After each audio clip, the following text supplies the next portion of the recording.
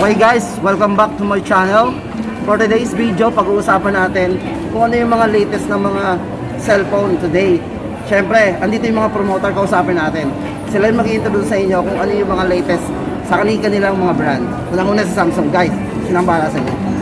Hi, I'm Prince. I'm from Alitagtag, Batangas. I am 22 years old and I work here at SM City Lipa as promoter in Samsung store. Okay, so ang bago kay Samsung ngayon, pinaka-latest sa mid-range guys, is medyo mababa is yung Samsung Galaxy A72. So yun yung pinaka-display niya guys. Yung price niya is 23,990. So pwede mo siyang makuha sa credit card ng 12 months, 0%.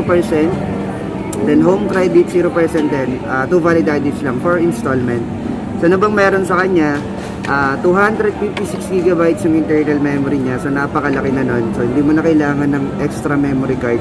So kung dati nagdi-delete ka ng mga files, photos, videos, mga documents mo, kasi maliit yung internal memory mo. So this time, so worry free ka na. Napakalaki na.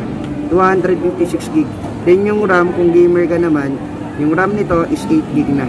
Yung chipset is Snapdragon 720G. So napakabilis na in terms of gaming.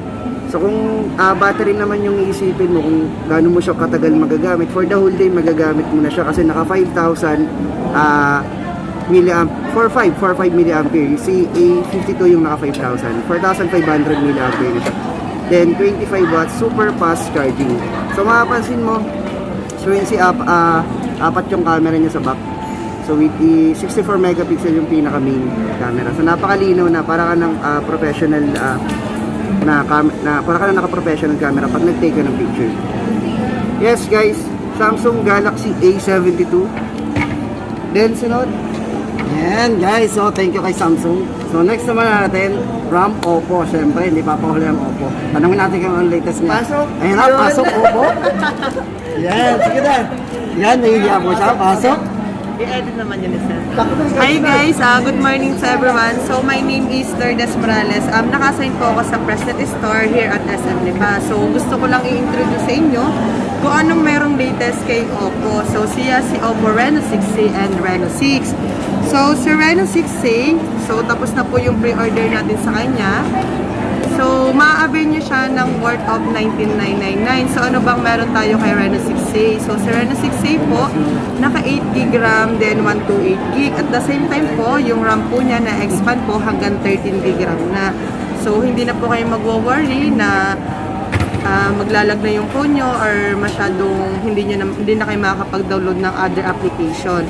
At the same time, si Reno 6A is yung processor niya naka 7nm MediaTek Dimensity 800U 5G chipset na. So, ibig sabihin po, mas maganda na yung processor na ginamit natin sa kanya at hindi na din kayo magwa-worry pagdating sa gaming na maglalag pa yung phone natin. At the same time, mas magagamit nyo na din yung phone nyo habang nag-charge. So, yung mga nauso natin mga gamings ngayon, like Mobile Legends, at yung Axie natin na nauso ngayon. At the same time po, yung camera niya is naka triple camera na. So, yung main megapixel niya is naka 64 na. Yung main, then yung front natin is 32 megapixel. Pagdating po sa battery, naka 4230 bigger battery na. So, triple battery na din siya at the same time. So, meron tayong super power saving mode sa kanya at super night standby.